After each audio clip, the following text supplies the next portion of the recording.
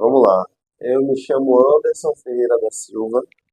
Eu nasci na Liberdade. Minha família é daqui de Itapuã, vim para Itapuã. E aqui eu me criei, né? Juntamente com a minha família materna, no qual até hoje eu vivo e convivo com eles. E a minha história se inicia aqui, às margens da praia de Itapuã. É aqui que eu cresci, me criei, me formei filho, família. E estou aqui até hoje, construindo, edificando uma história, um legado de axé, sendo eu um dos primeiros iniciados na família. Antes de mim veio a minha mãe biológica, né, a Leana, fez o santo no mesmo ano que eu, ela fez em julho, eu fiz em novembro, e daí por diante começou a minha história. Eu cheguei no Candomblé muito pequeno ainda. Minha mãe frequentava uma casa aqui em Itapuã, uma casa de um sacerdote chamado Dagoberto. Eu passei 10 anos ou um pouco mais dentro dessa casa, porque minha mãe era a Biana dessa casa e eu frequentava através dela. Mas eu cresci, fiquei adolescente e tornei um pouco rebelde. Eu não gostava muito da religião, mas o tempo me trouxe de volta. Eu saí e aí conheci uma pessoa, formei família, conheci uma casa e fui num dia numa festa do caboclo dessa pessoa. E eu me encantei com aquele índio que me disse tantas palavras bonitas e verdadeiras e eu me rendi aos encantos da religião. E ali eu fiquei cerca de há 2 anos como abiã. Minha mãe foi através de mim e foi iniciada primeiro do que eu e depois chegou a minha vez. Eu tenho um passado um pouco complicado. Eu fui uma pessoa que eu fui muito rebelde, assim, um adolescente extremamente rebelde, sem causa, né? Não tinha um motivo aparente. Mas eu era assim, eu era danado, dei muito trabalho à minha mãe. Era uma pessoa bastante abusada. E o candomblé me resgatou, me trouxe para a vida, para a realidade. O candomblé me deu uma família, o candomblé me deu filhos, o candomblé me deu tudo que eu tenho e que sou hoje, né? E aí começa a minha história do candomblé assim.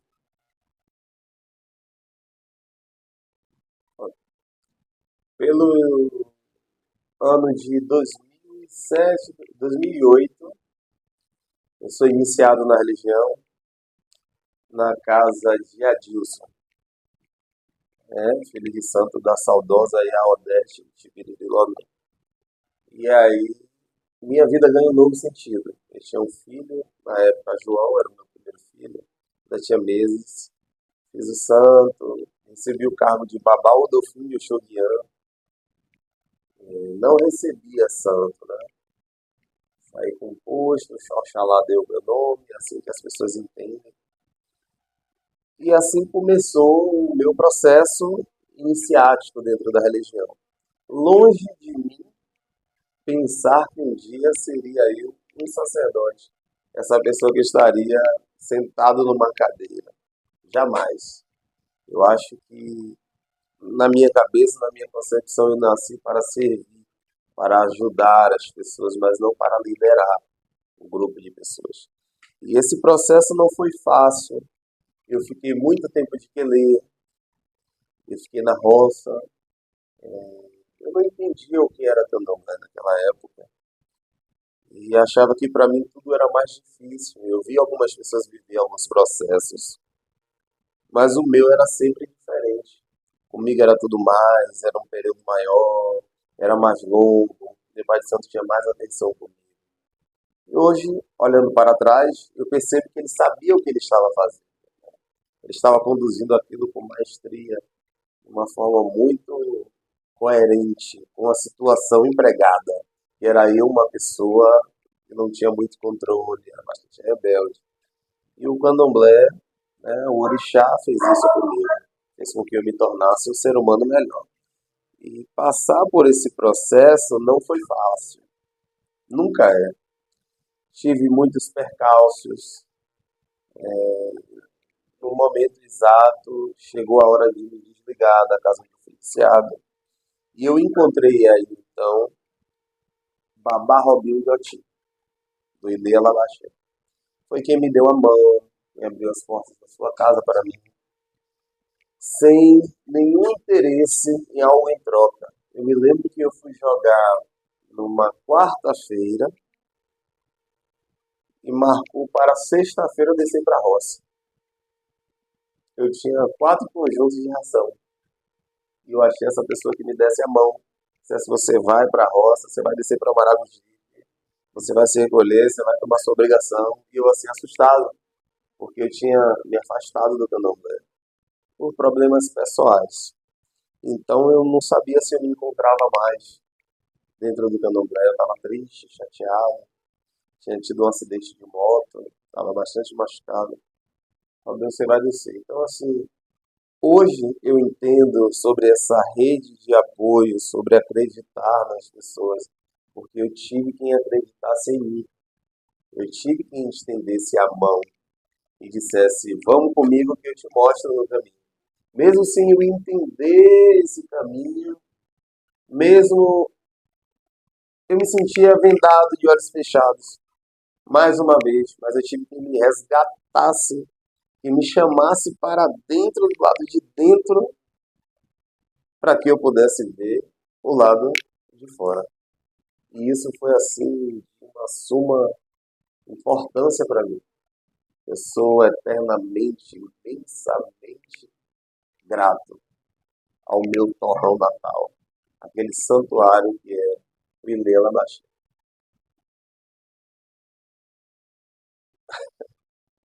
Exu na minha vida é tudo.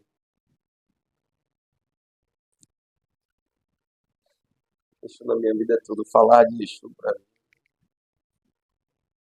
é como mexer numa ferida. Exu é cura, Exu é proteção, Exu é livramento, Exu é enfrentamento. Exu me faz ter emoções, sensações, pai, cobra, ensina, aplica. Eu sempre digo para as pessoas que algumas coisas eu não posso fazer porque eu tenho um pai que me usa como exemplo. Então, eu sigo fiel aos princípios, ao que Exu diz, né? Aos ensinamentos. Mas Exu para mim é tudo. É visceral, é ancestral. Desde minha mãe Odete, porque eu sempre fui louco quando eu via o santo e minha mãe santo dançar. E o santo de Odete tomava no barracão. Eu me lembro bem quando meu pai faltou, ele estava passando por um processo médico e ele não pôde ir fazer a obrigação de minha mãe Odete. E ele pediu que eu fosse. Eu me fui na casa dele, ele me preparou, disse, vá, que você vai fazer a obrigação do Santo de Odete. Eu tomei um susto. Pela tamanha responsabilidade, ela é uma mulher muito velha no santo, né? Mulher Lorixá, minha avó, minha mãe, minha amiga. E aí eu tomei um susto, fui assim meio que assustado e chegando lá tivemos longas horas de conversas. Ela fazia com que eu fosse toda tarde com os búzios dela para me sentar, para me ensinar a jogar búzio. E fazia panelas de abará para sentar para eu comer e eu tinha que comer, nem que fosse metade da panela de minha mãe, eu não aguento mais comer esses abará. Fiz para você, você vai comer tudo e não vai dar ninguém. Tá bom, minha mãe, deixa eu sentar para comer abará. Ela dizia que por eu ser de Exu, isso é uma coisa que me marcou. Eu tinha que beber Malzebia. Mas minha mãe não gosta, assim, tem essa de Exu, você tem que beber Malzebia. Tudo que ela gostava, ela dizia que eu tinha que gostar porque ela era de Exu e eu também. E coincidentemente, eu nasci no dia 20/8. Ela nasceu também no dia 20 de agosto, no dia 20/8. Então ela ficava com essa coisa de que a gente tinha que ser igual, muito parecido. E assim, Exu como diz o meu pai, né? É a esfera. Exu é o que liga, é o início, o meio, nunca o fim. Exu está o tempo todo transmutando, transformando. E eu vivo essa esfera sendo um filho de Exu, né? Sendo eu filho dessa energia que me toma. Olha, quando eu me iniciei, lá no ano de 2008, eu cheguei no Candomblé, não sabia quem era de fato o meu pai, quem é a minha mãe. Aí o meu sacerdote na época me disse que eu era de Exu, precisava ser iniciado de Exu. Como a gente sabe, existem alguns outros processos, né? Tinha problemas com outros santos e tal, mas que eu tinha que ser iniciado para Exu. E assim ficou. Me sentia um pouco diferente, porque não é algo comum, embora a nossa ancestralidade venha disso, né? Mas ainda assim você se sente um pouco diferente, o culto ao seu orixá é diferente, as coisas que acontecem com você são diferentes, o peso e a medida não são iguais. Ogum, Oxóssi, Ossan são irmãos, mas cada um tem um caminho diferente, né, para caminhar. E quando eu passei um tempo, eu precisei de um tempo para entender todo esse processo, porque eu via as coisas acontecerem com algumas pessoas de um jeito e comigo de outro. Então eu cheguei a me perguntar por que as coisas comigo eram assim. Eu era mais cobrado. Exu, ele é muito rente, né? A gente fica com essas histórias tãs, com essas palavras das pessoas mais velhas. Exu é o orixá que vive aqui muito perto da gente. Então eu tenho um pai que é muito perto, muito presente. Então, até eu me acostumar com isso, eu percebi que isso moldava o meu caráter, o meu ser. Eu precisava me tornar uma pessoa melhor. Então, Exu entrou na minha vida para fazer isso. Olha, o candomblé enfrenta um problema interno que eu acho que é a união, os interesses, né, que cada um tem e traz consigo. Falando de forma unitária, falando de uma forma assim, me incomoda às vezes porque as pessoas usam o candomblé como um mercado, né? Elas vêm com aquele problema na ideia de sanar aquele problema. E não vêm para o candomblé para adentrar como uma religião, uma cultura, um estilo de vida. Às sexta-feiras precisamos usar branco. À segunda-feira precisamos fazer tal coisa. Não, as pessoas vêm de forma unitária, só para sanar aquele problema específico. Tem gente que sai de casa sabendo o que quer, procura religião, se inicia, amanhã já tem nome, se iniciou, e aí acha que não precisa viver aquele processo. E isso é uma coisa que tem incomodado muito os sacerdotes, não só a mim, como um homem jovem de candomblé, começando a sua história, né, de sacerdócio, mas isso é uma coisa que me incomoda muito, essa relação líquida das pessoas e o candomblé. Cheguei hoje, tomei a obrigação, me aborreci, fui embora. Eu cansei de fazer candomblé com a lágrima presa no olho, às vezes a de cair, porque essas pessoas mais velhas, antigamente, minha mandante era babado. A pessoa dizia assim, eu não tinha babado. As pessoas iam para casa de Odete e pisavam em ovos. Tinha que falar baixo, o mandante gritava, assim, aborrecia, quebrava a panela. Hoje em dia, se você tiver uma coisa como essa, o filho de santo de gravar, meu Maria, acabou a sua história. Então, assim, não é porque eu aprendi apanhando que eu tenho que ensinar a bater. Eu tenho esse conceito. Mas você, hoje em dia você está polido. Você tem que ter toda um traquejo de saber como falar com as pessoas para não ofender. O pai de santo está sempre no lugar de vilão. Isso é uma coisa que me incomoda, assim, de uma forma. Eu tenho falado com outras pessoas que são do meu tempo, da minha época, e eu vejo que isso não é só uma queixa minha. As pessoas falam muito sobre isso. Não se pode falar com o filho de santo, não pode dizer que errou. Ah, porque a religião tem que ser uma religião que acolhe.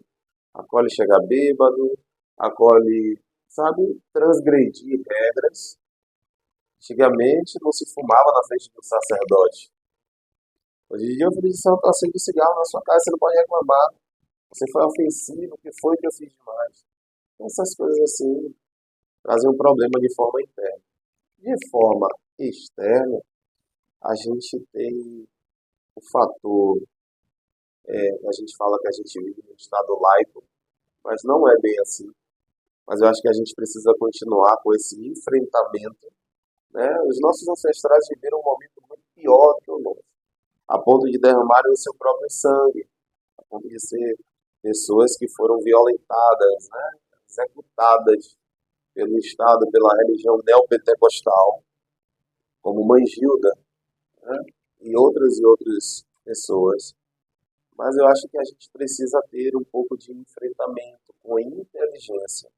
Eu acho que não é a violência. Agora é o momento de ser inteligente.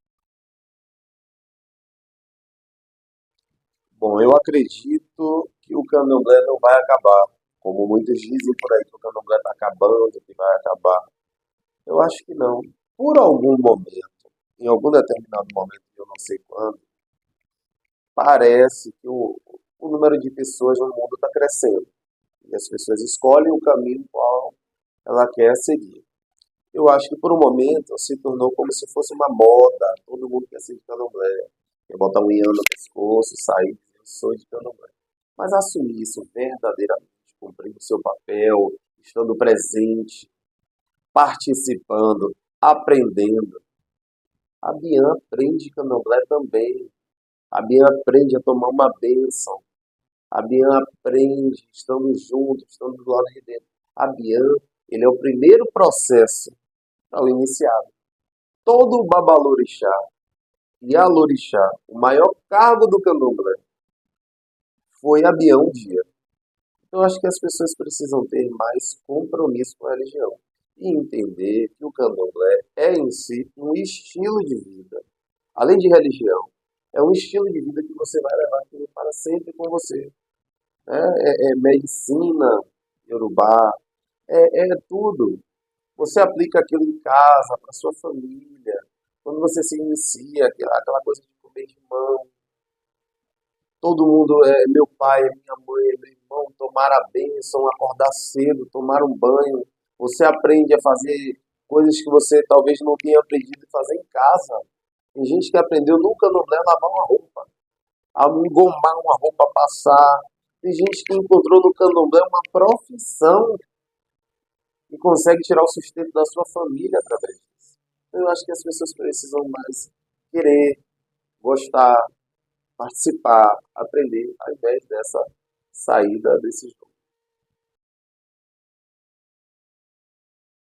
Bom, eu acho que a seriedade em que o Pai de Santo leva o seu axé.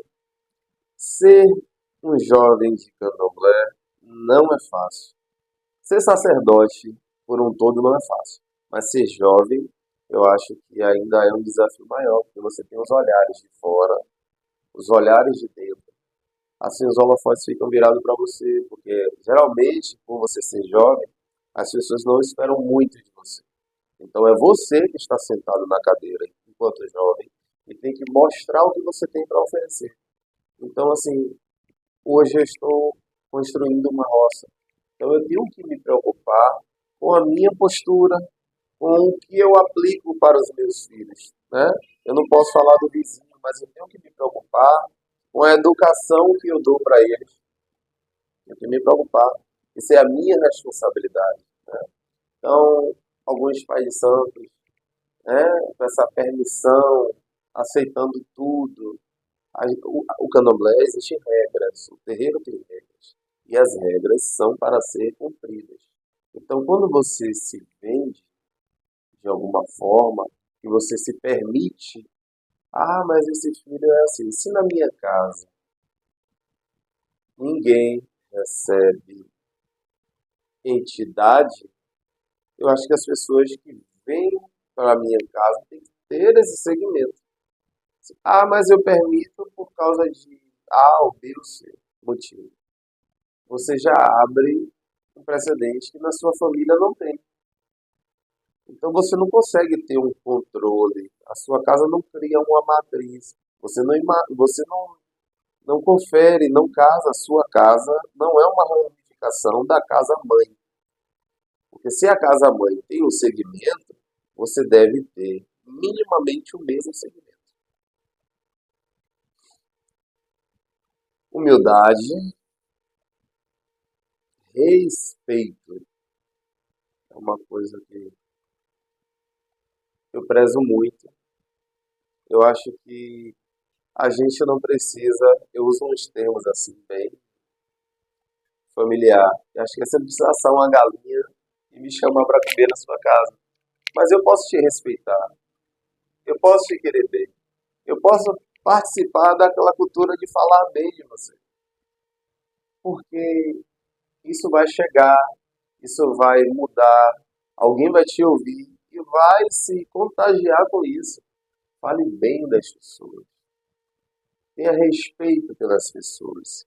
Falta muito isso para a gente poder juntar, unir, porque tem pessoas, infelizmente, em qualquer religião, que separa, ao invés de juntar, separa. Então, eu acho que a gente falta um pouco de humildade, né? Antigamente, eu ouvia a minha mãe dizer que tinha casas que não batia quando a outra batia uma festa. Vai ter festa na casa de fulano? Tinha essa comunicação entre as casas, né? Hoje em dia, obviamente, que o Candomblé cresceu, o mundo cresceu, estamos vivendo um outro momento, infelizmente. Com a quantidade de Candomblé que a gente tem, não tem como ter essa comunicação. Mas eu acho que seria importante um mínimo de comunicação entre as pessoas e respeito entre as famílias. Bom, vou deixar uma mensagem para os meus filhos no futuro. Prezem o respeito, o amor, a união, a igualdade. Levem Candomblé a sério. Do iniciado, do Abian, do Ogã, da Eked, do Babalorixá. Levem Candomblé a sério. A nossa religião é linda, é uma religião plural. Eu bato na tecla a vida inteira que o Candomblé é um estilo de vida. Eu me sinto completo dentro da minha religião. Eu não sinto falta de ir buscar nada lá fora, porque tudo eu tenho aqui. Eu tenho 16 búzios à minha mesa, que me dão palavras infinitas. Todas as vezes que senta um consulente na minha mesa, eu tenho respostas diferentes, caídas diferentes. Então busquem zelar, preservar o que é ancestral. O candomblé não nasceu hoje, você pode ter sido iniciado hoje, mas esse ancestral existe na sua vida, na vida da sua família. Então, por favor, pelo amor de Oxalá, preservem, zelem pela cultura, pelo aprendizado. Não inventem, não criem. Já está tudo aqui. Todas as respostas que vocês procuram, elas estão todas aqui. Meu pai, meu babalorixá, ele costuma usar uma expressão, ele diz assim, orerê porê, a continuidade, né? Então, o candomblé é um segmento de continuidade e não de criação. Então, tá tudo aqui. Eu acho que cabe a gente buscar, buscar da nossa família, do nosso pai, do nosso tio, do nosso padrinho, às vezes até no vizinho. Busque, não crie, não invente. É bonito, é zeloso, é respeitoso com a nossa cultura, com os nossos ancestrais. Quando você busca uma orientação, às vezes a humildade, o respeito que você tem em ir buscar uma palavra que você não conhece, uma orientação, isso faz com que você se torne um gigante. Então, eu acho que A mensagem que eu tenho para deixar hoje é essa: continuidade.